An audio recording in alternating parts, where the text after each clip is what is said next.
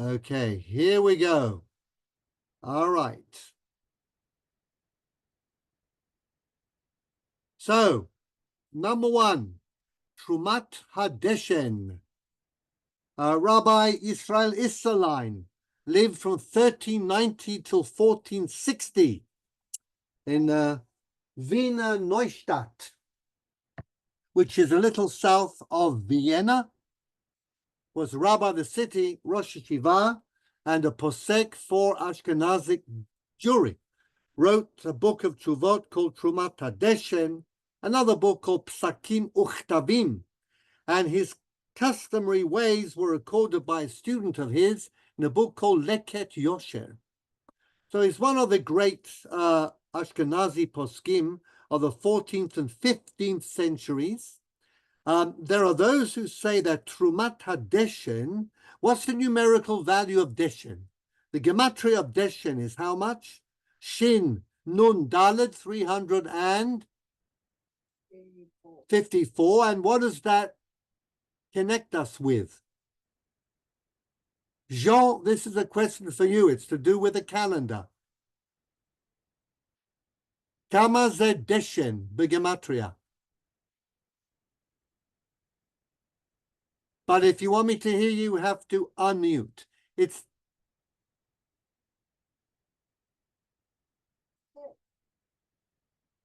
unmute. It's the number of days in the year. And they say that he wrote a tshuva. They weren't real. Trumat Hadeshen are tshuvot he wrote just to teach Torah through questions and answers. So they may not be real tshuvot. But this one I think is.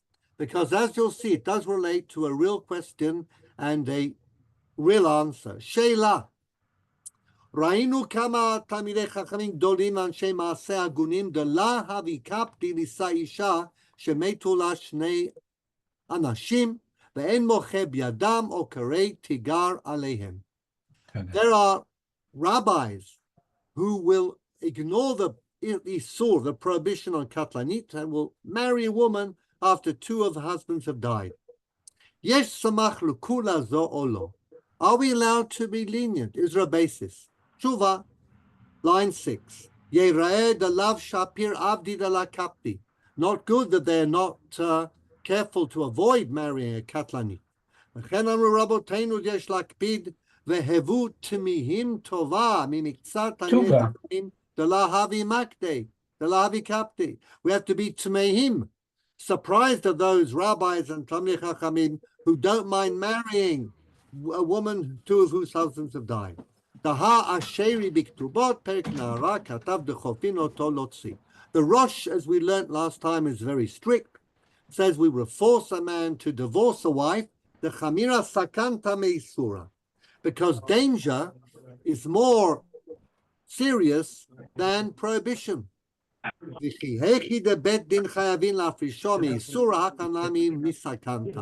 And you have to keep a person far away from endangering himself.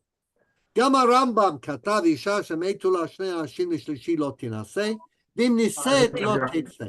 Of course, the Rambam, can we have everybody muted, please?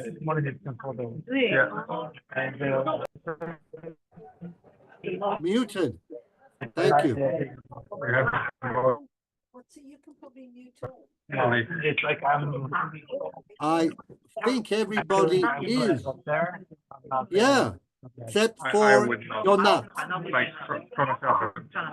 You're not? Yonat is also muted. So everybody's muted, so I have no idea where this noise is coming from. Well, stop. That's the main thing.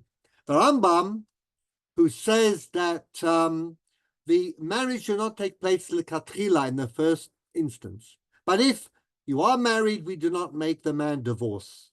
Mashma dasur l'katchila la'avor. That means in the first instance, though, you should not marry. That's the Rambam's position in his Mishneh Torah, not his position, of course, in the Tshuva we read, and that was the point. Ela, line 10, the ma'asim b'chol yom she'anu ro'im sheniset lashlishi u'marichin yamim u'molidim banim uvanot. Now we get to the Trumat Hadeshen, Rabbi Isserlein's point. we see that many a man who marries a woman who's lost two husbands has a very successful marriage, lives a long time, and has children. מכל מקום, אפשר להחשין על הספק חששה, כמו שאין אנו נזהרים מכמה מילי דהזהירו רבנן עליו, משום חשש סכנה, משום שומע פתאים השם. And now Rabbi Islan raises an interesting point. When we talk about danger or possibility of danger, there's also something called Shomeh P'tayim Hashem. Verse from Tehillim, the Lord looks after those who act in an innocent fashion and simply do what they do according to tradition. This was, for example, used by Rabbi Feinstein, amongst others, in the 50s, after World War II, to justify yeshiva bochrim smoking, even though the Minister of Health or the CDC in the States had said this is a danger to your life. Shomeh P'tayim Hashem, you can take these risks because God will look after those who are innocent and do not get into a lot of calculations about what they do. Rabbi Feinstein, 20 years later, changed his position, says if there's evidence of danger to life, no longer a chashash, and Shomeh P'tayim Hashem no longer applies.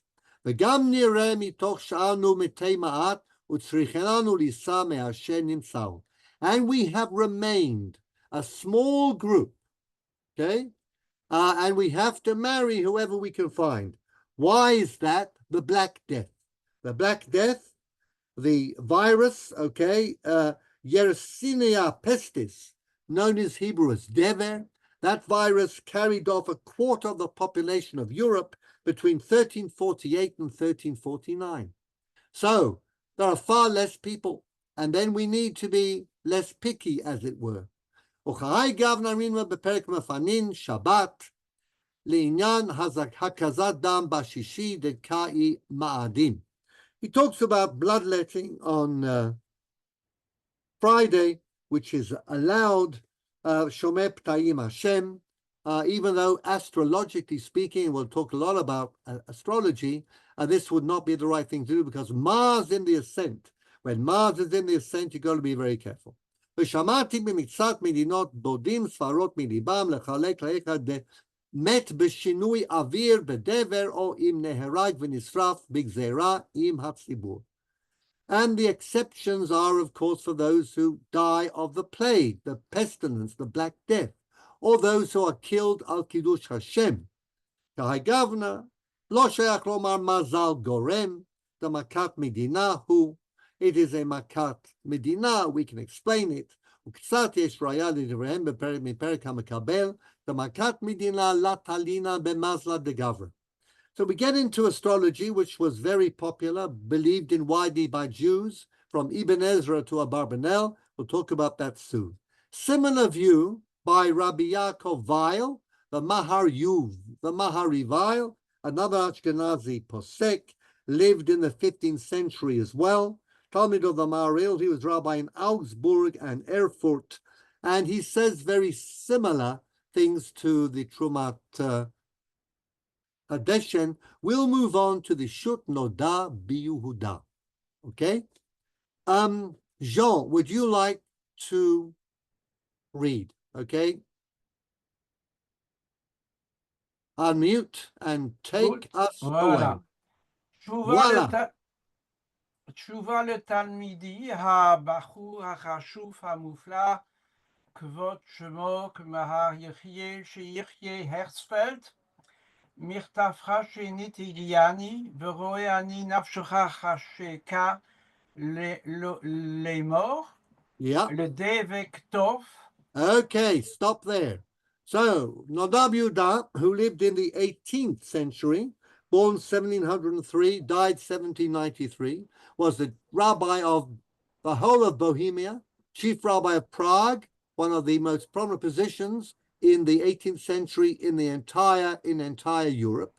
Nodab Yehuda Harav Yechezkel Landau gets a question from his unmarried student, Yechiel Herzfeld, and the phrase "Leimor ladevek tov" is from Tanakh, of course. Yeshayahu Mem Aleph it says that there is a craftsman working to stick wood together, and he uses very strong glue, and he says, La devek tovhu, vayachziku b'masmerim lo yamut. So again, the bocher wants to marry somebody who's really in love with her. He wants to make a permanent bond. Devek tov. Okay. Ach, Jean.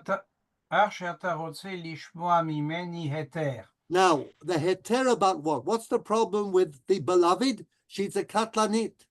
Two of her husbands have previously died. Okay, so he wants a heter from the Noda, Biuda, to marry her. Da ahuvi. דע אהובי כי דברי השולחן ערוך באבן העזר סימן ט' פתוחים לפניך, ותראה להורות היתר לכתחילה אי אפשר להמורה. Okay, so what does he say? Look, if you open the Shulchan Aruch, we read this last week, it says you shouldn't marry a katlanit, certainly not in the first instance. So I can't really say it's okay, do it, okay? ובאמת, ובאמת רבו המקילין באין מוחה, ודאי שאני איני מוחה בידך, והואיל ורואה אני שחפצך וחשקך לדבר זה. Okay, so he says there are many voices arguing for leniency. So what I can do is I can not stand in your way. A bit like the passages we read last week. I'm not going to tell you not to, okay? But I'm not necessarily going to encourage you. That's as much as I, as a regular Ashkenazi rabbi in the 18th century, can do. Okay, and now he says I'm going to do something else. Instead of giving you a psak, I'm going to copy you. Jean, please. העתיק לך דברי הרמב"ם בתשובה, וזה לשונו. Okay, I'm going to copy what the Rambam wrote in his Tshuvah. And you remember the Rambam wrote in his Tshuvah that in Andalusia, we never made this an issue, although we never actually said outright, forget the law of the Katlanit. We did say, go, Bachur, marry your Katlanit in front of two Eidim, and then come to the Rav, and we'll write up a Ketubah, we'll organize the Chuppah, we'll have the Birchot HaErusin v'Hanisuin. Don't worry, just do it as it were, start the ball rolling behind our backs, and then there's no problem at all. So he copies the whole Lashon of the Rambam. But line 33, Jean. אבל הראש החמיר בדבר מאוד. Now the Rosh, as we learned, and we will learn about him, Ashkenazi authority 2 centuries after the Rambam, he was very strict, and he says it's a sakana, the mazal, the astrological sign here is very bad. You're in danger of losing your life. So we have to divorce. ודע. ודע שיש בידי להמציא כולה אחת, והוא שהראש כתב בתשובה מה שאמרו מזל גורם, אין הפירוש שמזל גורם שימותו אנשיה, כי מיתת האיש אינה תלויה במזל, רק מזל גורם לחיות באושר או להפך, והאישה היותה כלואה בבית ומתפרנסת על ידי הבעל, מזלה גורם שימותו אנשיה למען תחיה בעוני. Now here's the kvetch, okay? What does the Nodab Yudah say? It could be that the idea of Mazal Gorem, you're born under the wrong star, and this woman is fatal. It's not because she's going to make the husband ill and die, but because she's fated to be poor. And in the old days, certainly in the 18th century, a woman can only be rich if she married rich. Okay? So that's why the husband has to die, to keep his wife poor. Now, Umeata, Ani Omer, and now we get the Chidush. שזה בסתם נשים, אבל באישה שהיא אשת חיל, ואנו רואים שגם אחר מיתת אנשיה היא מצלחת במשא ומתן ומתפרנסת שלא בצער, אז ודאי שאין מזלה גורם לעניות, ואם כן, מיתת אנשיה לאו על יד ההוא. So if this woman is successful before she marries, during the marriage, after the marriage, then of course it's not mazal gorem, she's not a katanit. So as soon as our position of our women improves and they become financially independent, then the law of katanit more or less disappears. Okay? Va'af shelaman amar. שלמאן דאמר, Mayan מעיין gorem. נסתר סברה זו. מכל מקום, הואיל ורבשי אמר מזלה גרם הלכתה כבתה, ואם כן, אם האישה הזאת מתפרנסת ולא על ידי אביה, רק היא מצליחת ויש קצת היתר. So the non-Yudai pulls you out another heter. So we have, I'll give you the list shortly. אבל מכל מקום, הואיל. ולא מצאתי סברה זו בשום קדמון, לא מלאני ליבי להתיר בפירוש. Okay, so the non-Yudai does a typical move in a tshuva. He says, you know what? I can't give you an outright heter. I can't say it's okay. Ignore the Shulchan Aruch. Go ahead and marry your katanit. But I can find all sorts of reasons to distinguish, and that's enough for me to get out of your way and to say, I'm not going to tell you no.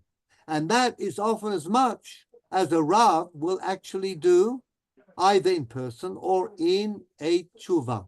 And the Nodav Yudah is very similar to the Rambam here, but in his tshuvot, he goes out of his way to find leniencies and to solve problems and not create problems. So therefore, what does he say? Omnam די ביאור שפתחתי לפניך, ולכל מי שרוצה בלאו הכי למעבד עובדה.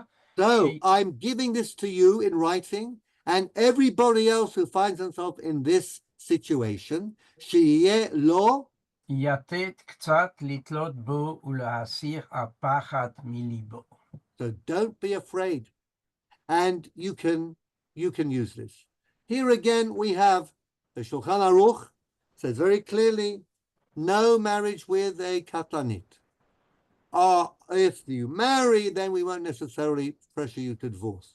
But the Rambam and the Nodav Yudah are clearly not very impressed with this halakha, and so they find ways of getting out of it. This is the art of the meshiv, as opposed to that of the posek. So you might ask me, what goes on today? In other words, say you were in Israel or in Zurich, if you were to go to a Rav of Agudat Achim, say, and you want to marry a Katlanit, what would the answer be, do you think? I suppose that even b'diavad, he would not receive sheva brachot.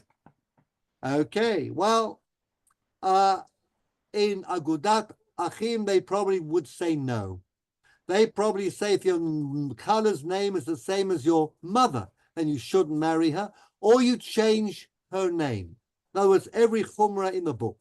But what happens in the Batei Din Rabbanim? Okay, so I will give you a list of reasons that the rabbis, the Dayanim, have given, including Rav Ovad Yosef, Rav Yosef Shalom Eliashiv, and Rav Eliezer Goldschmidt, who were preeminent Dayanim in their time. They say, Katanit, today, the illness has to arrive after the marriage. If the husband's fatal illness existed before the marriage, the woman is not a Katlanit. If it's any type of pandemic or plague around, the woman is not a Katlanit. If the husband dies in an accident, it's not a Katlanit. If he dies al Kiddush Hashem, it's not a Katlanit. If he dies younger than, if he's older than 70, well, the woman is not a Katlanit because men die after 70 anyhow. If he died shortly after the marriage, not a Katlanit. And in the case of Yibum, you do it in the first instance. So all of the heterim that we probably heard about are relevant.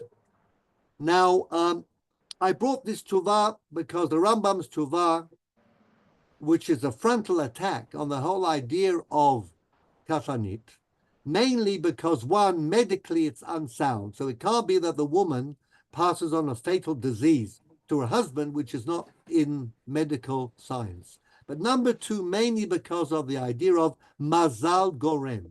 Now, what is mazal? Mazal is,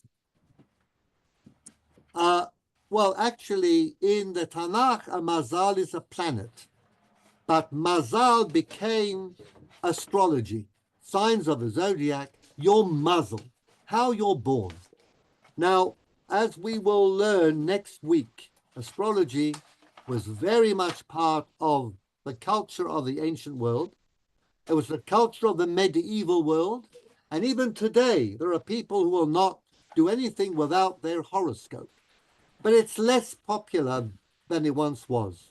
Once, the best of the scientists, I'm thinking about Rabbi Chia bar Abba Hanassi, the great astronomer, okay, was a firm believer in astrology. Exactly. Ibn Ezra wrote several books, all to do with astrology. Even the Abarbanel was keen on astrology. Your fate is determined by the stars. Now, there are two versions of astrology. There's the hard version, soft version. Hard versions that you can't avoid your astrological fate. Soft versions that you can, but everybody took it seriously except for the Rambam. Except for the Rambam. The only voice in the Middle Ages, in the Jewish world, there were voices in the Muslim world that said the same thing. But in the Jewish world, the Rambam is the only one who got up and said, absolutely, balderdash, I hear on my left. In other words, narishkeit, okay? Shtuyot bemitz agvaniot, okay? So, I want us to read, before I go into the halachic position regarding astrology, and also see what the Gaon of Vilna had to say about the Rambam, the fact that the Gemara mentions the validity of astrology on more than one occasion. Let's read the Rambam's famous letter written in Arabic in 1194 to the sages of Marseille. Actually, I think it was Marseille. Certainly it was in Provence. Could have been Montpellier or Lunel. But the questioners, and this we don't see in the literature at all, the questioners wrote about 20 pages of questions to the Rambam about astrology. They quote mainly from Ibn Ezra, okay, who wrote, as I said, several books, and we'll talk a little about them next week. But they were firmly convinced that astrology was real, and they found it very difficult to accept from a rational perspective. They said, so many rabbis have written about this. We have so many books. Rambam, can you please sort this out for us? And can you please answer our questions? What sort of astrology should we believe in? What sort of astrology should we not? And I'm just going to quote. These are rabbis from Lunel, okay, Montpellier, Marseille, writing to the Rambam, who is in Egypt. And they say, come, let us go to the seer. He will teach us his ways, and we will walk in his paths, so that we may know how to sustain the weary, separate the chaff from the wheat. All these are psukim. Now in ages of troubled time, the garners of wisdom are in ruins, the terraces have fallen, and wisdom was left a wandering exile with none to guide her, until the Lord sent a Redeemer who makes known the paths of righteousness. He built a tower of intelligence and understanding with no limit to the store. Then wisdom emerged and donned royal vestments and embroidered garments. For God had mercy on her and allowed her to conceive as a sign and vision she bore a cherished son who will augment and enhance the Torah. Pele Yoetz, El Gibor, Aviyat Sarah Shalom is his name. Leadership is upon his shoulders. Righteousness the girdle of his waist, and faithfulness the girdle of his loins. He opened the chambers of the Torah to enlighten our eaves, and gave whatever. He set up its towers and raised her palaces. The west was at rest, found a place of repose. And who is this? Moses, the distinguished scholar, son of the great rabbi, our Rabbi Maimon, may the memory of the righteous be a blessing. His praises are unlimited, and the armies of his virtues are without number. His books are encircled by sapphire. There are his messengers. There are his jewels. God has sent him to preserve life, to make a barren and desolate land sprout and blossom with the showers of his wisdom and the early rain of his righteousness. May God, in his mercy, grant him a long life and fulfill his wishes. Is that enough praise for you? That's a letter addressed to the Rambam. So we'll now go on to the letter itself. Robert, I can see you. Thank you, Jean. Robert, can you please read from line 6? Letter on astrology. I perceive in this inquiry that although its boughs are many, they are all branches of a single tree, which is their common root. Namely, all the statements of the astrologers and the stargazers. That's the Hovei Hamayim and the Chozim Bakochavim, referred to in Yirmiyahu. A hover is like gozer, a cutter of the heavens into different parts, and looking at the stars. Know, my masters, that it is not proper for a man to accept as trustworthy anything other than one of these three things. The first is a thing for which there is a clear proof deriving from man's reasoning, such as arithmetic, geometry, and astronomy. The second is a thing that man perceives through one of the five senses, such as when he knows with certainty that this is red, this is black, and the like, through the sight of his eyes, or as when he tastes this is bitter and this is sweet, or when he feels that this is hot and this is cold, or when he hears that the sound is clear and this sound is indistinct, or as when he smells that this is a pleasant smell and this is a displeasing smell, and the like. The third is a thing that a man receives from the prophets or from the righteous. So there are only three sources of truth. One is intellectual truth that you cannot deny. 1 and 1 is 2. Number 2, the senses. Okay, what you taste, smell, hear, and see, touch. And finally, what we have from a valid tradition and from the prophets. Torah, okay, halacha, and whatever we have from the tradition. And the bat call? Man. And the bat call, what does my Rambam says about it? The bat call, he says in the Moreh Nevuchim, is a minor form of prophecy. Okay? And every reasonable man ought to distinguish in his mind and thought all the things that he accepts as trustworthy and say, this I accept as trustworthy because of tradition, and this because of sense perception, and this on grounds of reason. Anyone who accepts as trustworthy anything that is not of these three species, of him it is said, the simpleton believes everything. Thank you, Robert. Rambam is never sparing in calling a spade a spade. If you don't criticize or critique our ideas, then you are a fool. Jack, you're on, please. Line 20 at the end, thus you ought. You have to unmute. Thus you ought to know that fools have composed thousands of books of nothingness and emptiness. The Rambam's saying, do not believe what you read. Thousands of books, but unless you have traced the sources of the ideas in the books, you remain a fool.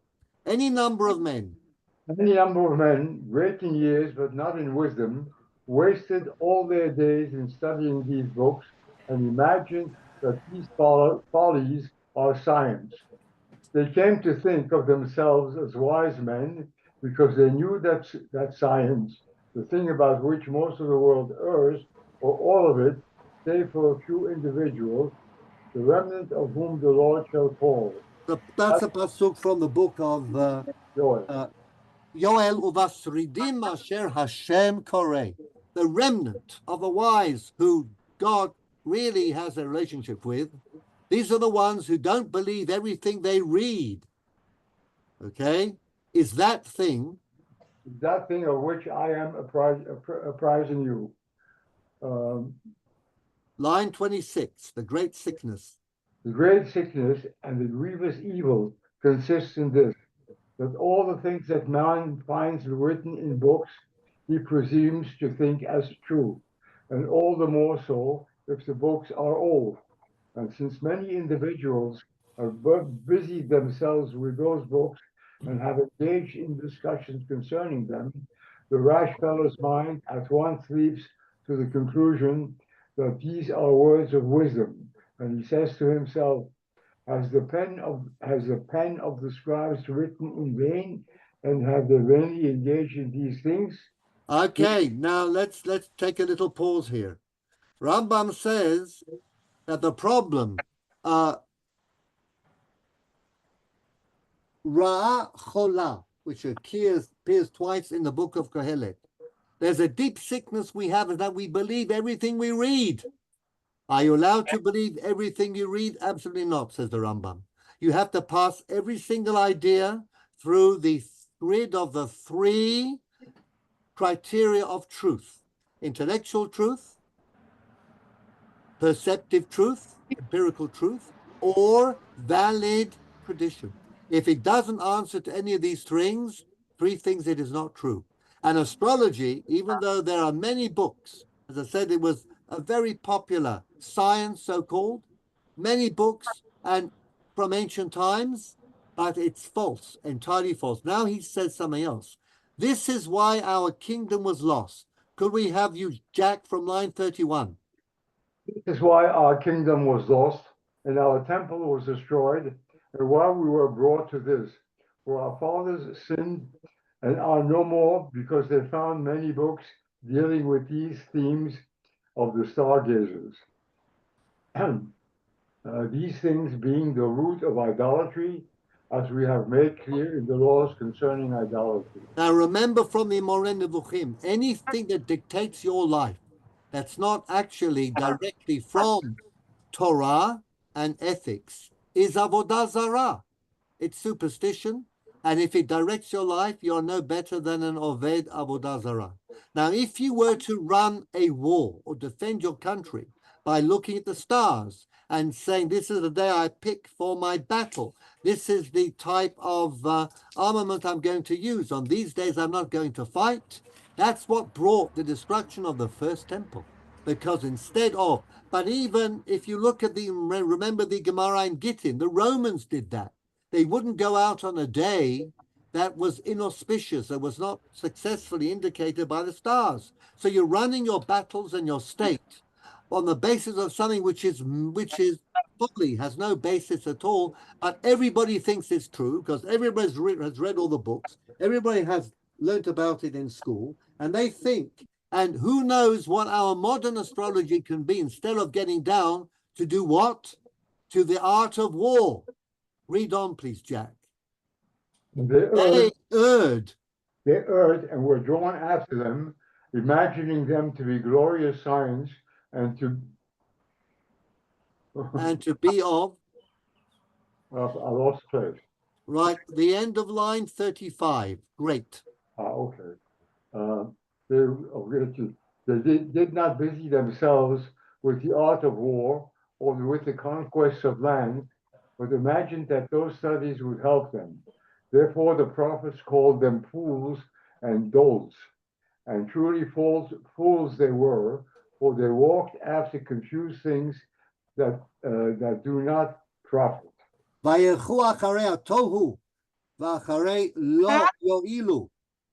So what we have here is a lasting critique of First Temple times. And it wasn't only the Jews in Judea who relied upon omens and signs. Emperor Nero says, Psuk li psukech, to a boy, okay, what verse do you have? And they would not fight, for example, on the Ides of March. Remember, Julius Caesar.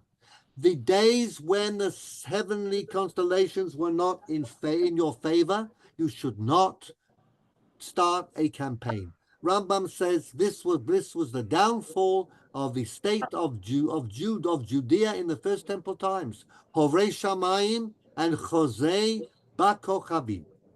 No, my masters. Thank you, Jack. Bernie, would you like to read line 40? Line 40. Know, my masters, that I myself have investigated much into these matters. The first thing I studied is that science which is called judicial astrology. That's the hard form where you don't do anything unless the stars and the constellations, the planets, or the homes of the zodiac are in your favor. That is, the science by which man may know what will come to pass in the world, or in this or that city or kingdom, and what will happen to a particular individual all the days of his life. Know, my masters, that every one of those things concerning judicial astrology, that its adherents maintain, namely, that something will happen one way or not another, and that the constellation under which one is born will draw him on so that he will be of such and such a kind, and so that something will happen to him one way and not another. All those assertions are far from being scientific. They are stupidity. There are lucid, faultless proofs refuting all the roots of those assertions. Never did one of those genuinely wise men of the nations busy himself with this matter or write on it. No nation wrote such compositions or committed the error of calling it a science, other than the Chaldeans. Other than the Chastians, the Kasdim. The Castians. Chaldeans. Chaldim. And Egyptians. Canaanites and Egyptians. Yeah, that's the group. Yeah. And that was their religion in those days. But the wise men of Greece, and they are the philosophers who wrote on science and busied themselves with all the species of science, mock and scorn and ridicule these four nations that I have mentioned to you. And they rally proofs to refute their entire position, root and branch. The wise men of Persia also recognized and understood that all that science which the Castians, Chaldeans, Egyptians, and Canaanites produced is a falsehood and a lie. Do not imagine that those refutations are mere assertions and that we therefore should not put our trust in them. Rather, they are lucid and correct, faultless proofs to refute that entire position. And the only one who would cling to it would be a simple one who believes everything, or one who wishes to deceive others.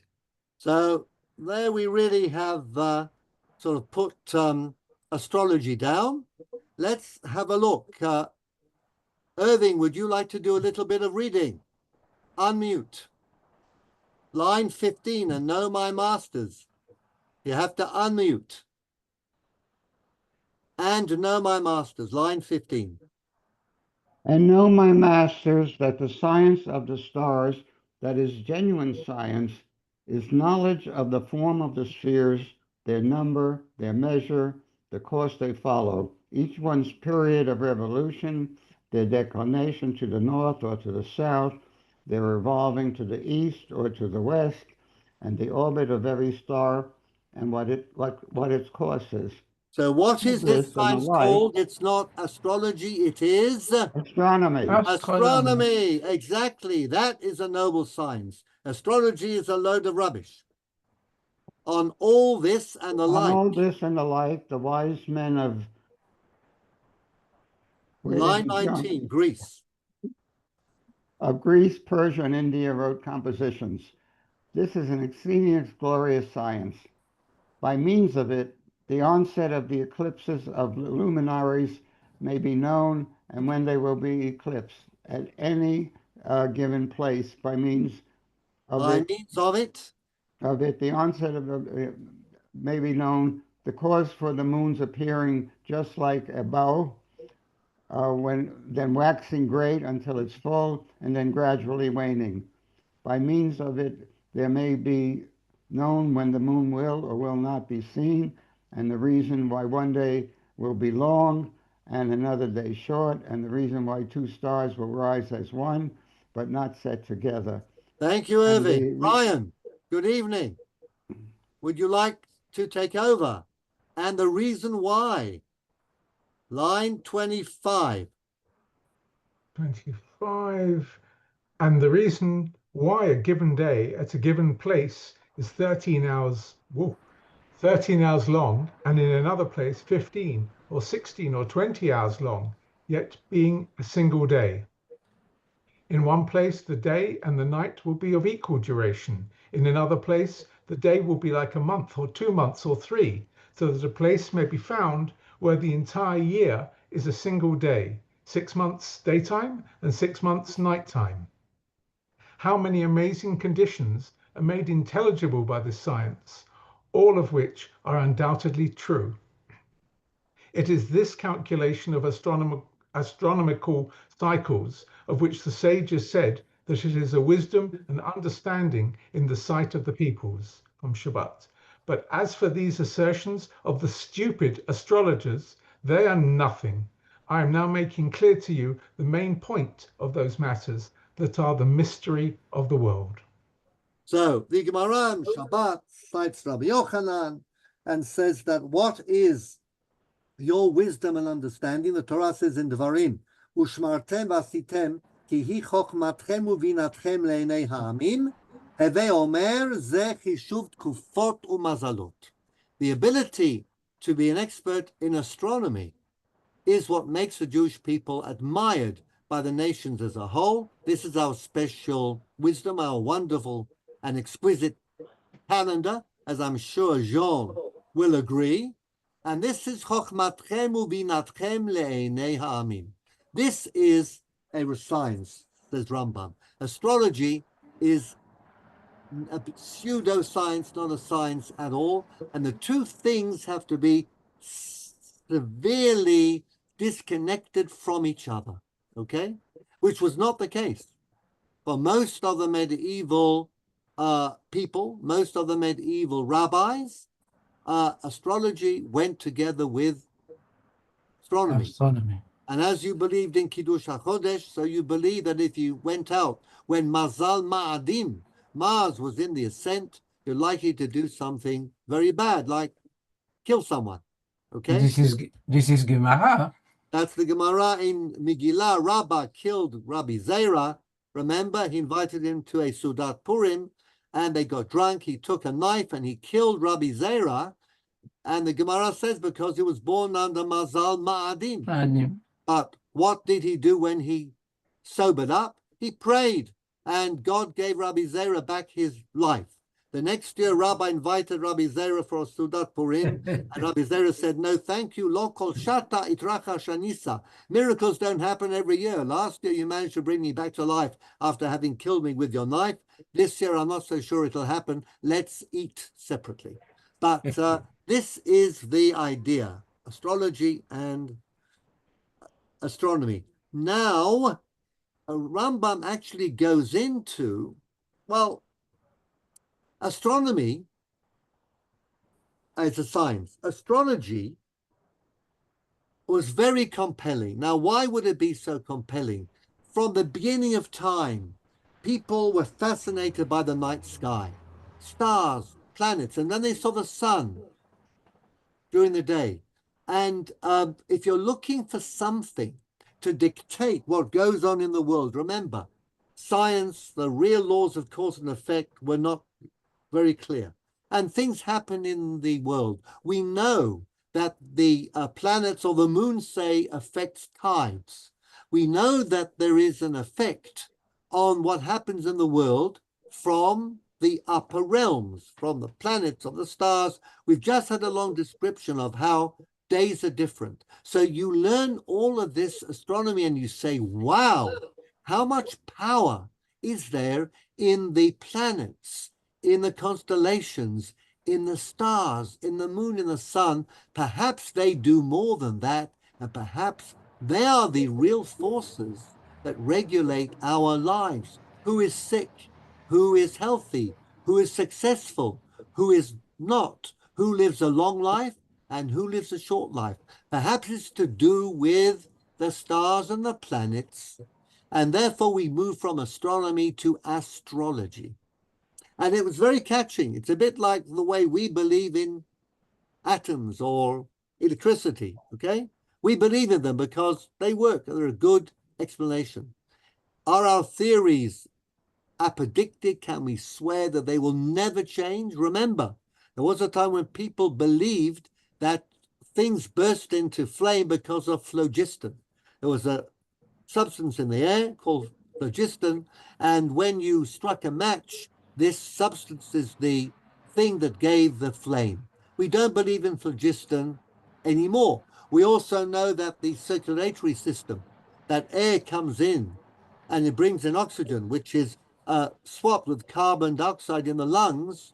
Well, until 1682 or so, people believed that you breathed air in for what purpose? To cool down the heart, just like an engine. Your heart works hard, so you had to cool it down. It was called innate heat. And Galen, the famous Greek-Roman doctor, okay, ruled the roost in medical theory for 1,000 years, and he held that the reason that we breathe in air is that the air goes straight to the heart and cools it down. So we believe all sorts of things. And the belief in astrology was very powerful because of the impression that astronomy made. So perhaps it's doing more than merely tides and tsunamis. What it's doing is actually dictating what happens in all of life. So Harvey, can you please take us from line 34 and remember to unmute? I'm here, line 34. No, all the wise men of the Gentile nations, and they are the great philosophers, men of intellect and science, were all in accord that the world has a creator. But whatever happens to each and every human being is due to chance. Right, it's not astrology, it's chance. What they call chance is what we would call nature, okay? We know why things happen. We don't know why particular persons, they were selected, chas v'chalila, to be involved in a car accident. But by applying the laws of physics and mathematics, we know that if certain events take place and somebody is walking a certain speed and the car is traveling at a certain speed and the angles are such that they converge, there's going to be a nasty crash, okay? Now, this was called by philosophers chance, mikriyut. Okay. It is not due to any cause coming from above, and the constellation under which one is born will not avail against it. So the philosophers say, no, astrology is not the reason why things happen. There's no difference for them. There's no difference for them between the individual who's torn to pieces by a lion that happened upon him, or this mouse that was torn to pieces by a cat, or this fly that was torn to pieces by a spider. Neither is there a difference between a roost falling upon a killing someone, or a rock breaking loose from a mountain and falling upon a tree, or upon another rock and breaking it. All this, they maintain, is simply fortuitous. It is said as well of those... fortuitous chance is not that we can explain, but we don't know why a particular person was involved in this set of physics and mathematics and geometry, that when they were skiing down the slope, they happened to bash into a tree and they broke their legs, okay? We don't know why that happened to him or her, but we do know to explain the causes. All right, that's what the philosophers are saying. It is said as well. It is said as well of those human beings who are warring one another over a great kingdom. They are like a pack of dogs warring. Sorry, I lost my stop. A pack of dogs warring over a carcass. This is not due to any cause coming from the stars. Furthermore, this one being poor and that one rich, this one having children, that one being childless, all the philosophers maintain this is due to chance. In other words, we know the physical causes why somebody might not be able to have children. The man may be defective, the woman may be defective in her reproductive organs. We don't know why it happened to Jack and Jill or Rochala and Dovidel, okay? But we can explain why these situations happen in life. It has nothing to do with the constellation under which you were born. The summary of the matter is, The summary of this matter is that they maintain that what happens to each and everything, be it man or beast or trees and minerals, it's all due to chance. okay, But the being of all species and the things comprehended in the world, all of this comes from God. don't translate this into the fact that God has set in the systems of biology, biochemistry, physics. So we know that these situations will occur. We don't know why they happen to the people they happen to. That's what the philosophers cannot and will not explain. The controversy lies in this. Harvey, can you wrap this up, please? Sure. The controversy lies in this, that the true religionists, and that is the religion of Moses, our teacher, maintain that what happens to individuals is not due to chance, but rather to judgment. This is the root of the religion of Moses, our teacher, that everything happens to human beings is a just decree and judgment.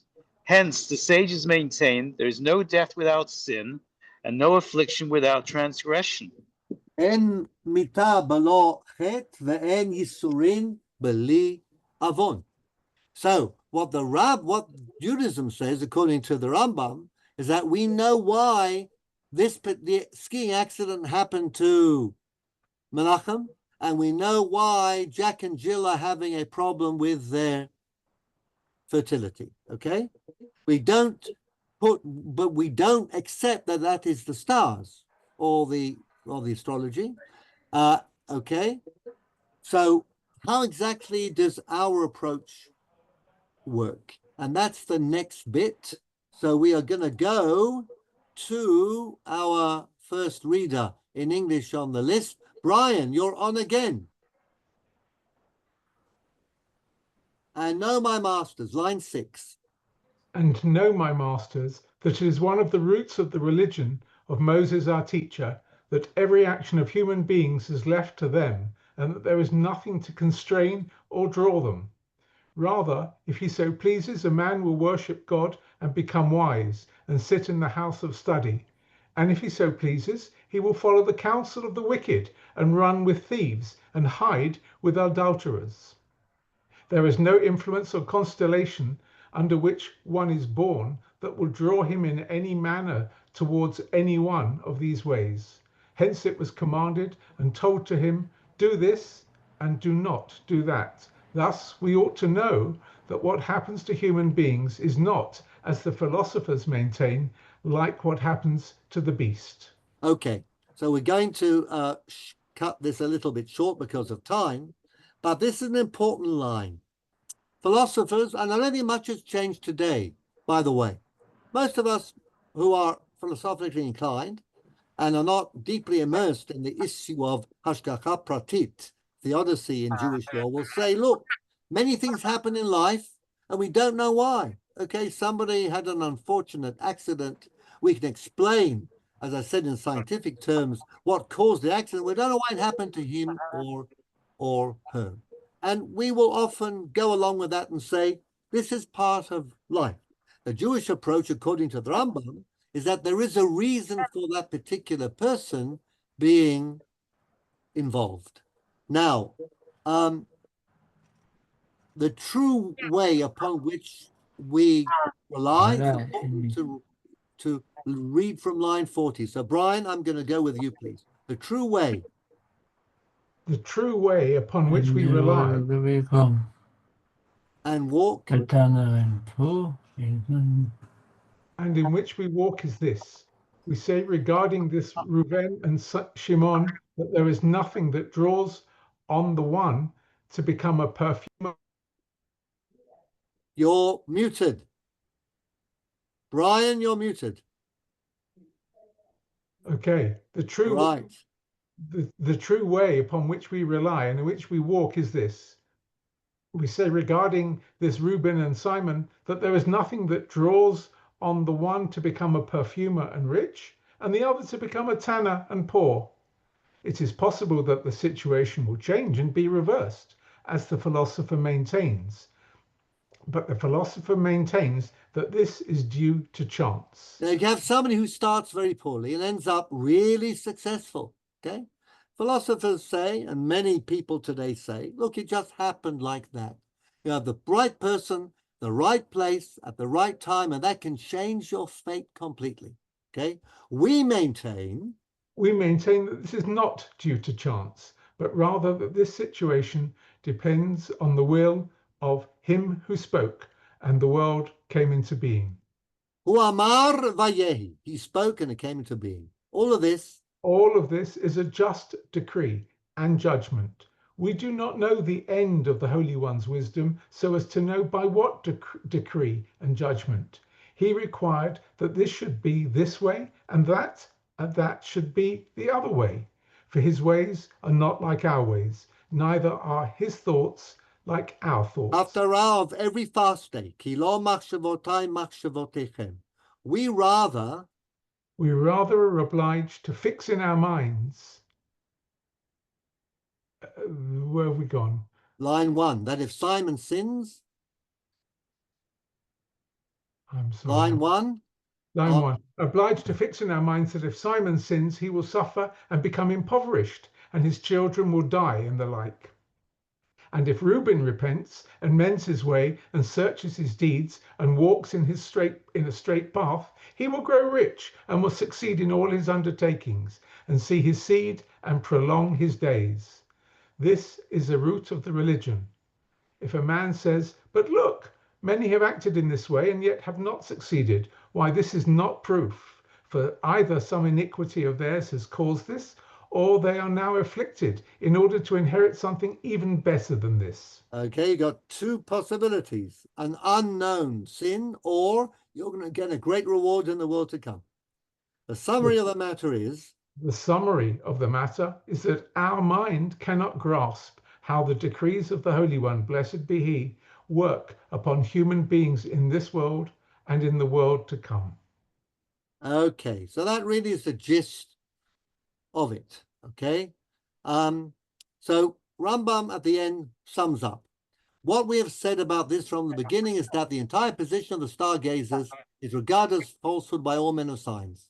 I know you may search and find sayings of some individual sages in the Talmud and the Midrashim, whose words appear to maintain that at the moment of a man's birth, the stars will cause such and such to happen to him. Rabbah, born under Mars, is going to kill, and he did.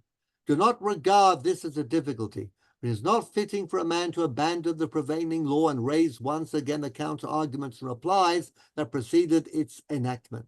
That was said before we knew better. Similarly, it is not proper to abandon matters of reason already been verified by proof, shake loose of them, depending on the words of a single one of the sages, whom possibly the matter was hidden. Or you could have one opinion in the rabbis, and that's only one opinion, and it wasn't a very wise one. Or there may be an illusion. It may simply be a metaphor, or they may have been said with a view to the time and business before him. You surely know how many of the verses of the Holy Law are not to be taken literally. Since it is known through proofs of reason that it is impossible for the thing to be literally so, the translator of the Aramaic Targum, Onkelos, rendered it in a form that reason will abide. And here is the nice last line. A man should never cast his reason behind him, for the eyes are set in the front, not in the back. Your eyes are not in the back, they're in your front so that you use them and you critique everything. I'm going to stop the share screen, okay? And I'm going to relate just a little in a couple of minutes to the Rambam's theory of Hashgacha Pratit or divine providence. Now, standard Jewish thought, rabbinic thought, is that, of course, Chaim Yankel, Jack and Jill, and Menachem were all involved in these difficult situations because of a reason that's to do with their being judged for a deviation, a sin, something that they did wrong, and therefore they are, as it were, punished, or they are selected for a greater reward in the world to come. That, in very simple terms, is how many rabbinic thinkers in the past have talked about the question of tzaddik v'ra'lo, rasha v'tovlo. Okay? Things go okay for the rasha, apparently. Apparently, they do not go well for the tzaddik. The Rambam, however, has a more sophisticated approach in his Moreh Nevuchim that we did touch upon. And I'm going to just lay that out very briefly.